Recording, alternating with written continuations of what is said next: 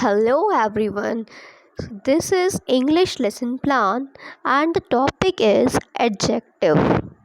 So first of all we have to make general objectives like to make the students acquainted with the rules of English grammar, to enable students to use grammar rules practically, to enable the students to speak and write correct English, to develop the interest and confidence in English language. Specific objectives to expose the students the use of adjectives and its various kinds, to give them practice of adjective through exercise. It means जो general objectives होंगे वो पूरे English subject से related है. Specific object यानी कि specific objectives का मतलब होता है कि स्पेसिफिक टॉपिक से रिलेटेड. इट मीन्स कि यहाँ पे जब हम एडजेक्टिव पढ़ाएंगे तो हमें किन किन ऑब्जेक्टिव्स को अचीव करना है. ठीक है.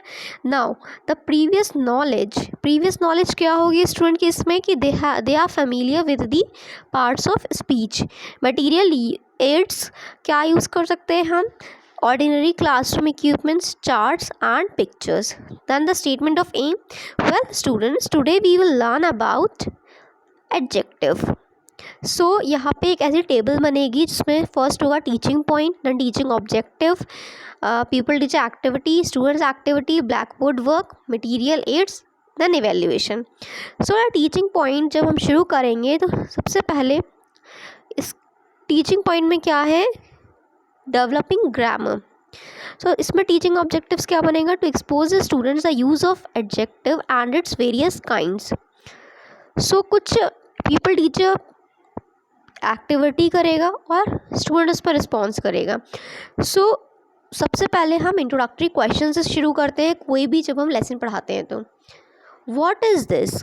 कुछ मतलब स्टूडेंट्स को एक डॉल दिखाई, उनसे पूछा गया कि what is this. Then the student said sir this is a doll. ठीक है. यहाँ पे एक पिक्चर दिखाई, चाहे कोई हम फ़ोटो ले जा सकते हैं या फिर ब्लैक बोर्ड पे अगर ड्रॉ किया तो इस तरह से.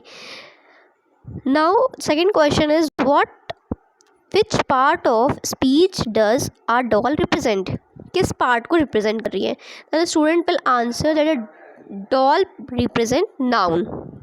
Next question is what is the colour of dress of doll?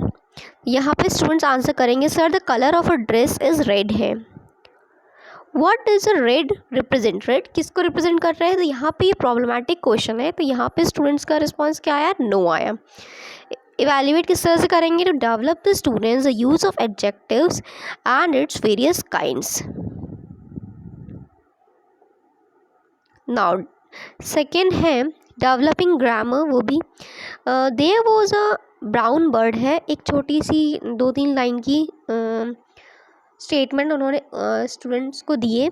There was a brown bird, Rahul is healthy boy, green parrot was flying in the sky. What is the bird in the grammar? Bird क्या है यहाँ पे? तो students answer करेंगे कि noun है. What is the colour of bird? का colour क्या है? That is brown in colour.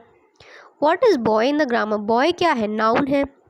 तो ये सब स्टूडेंट रिस्पॉन्स कर देंगे जो हम क्वेश्चन पूछेंगे.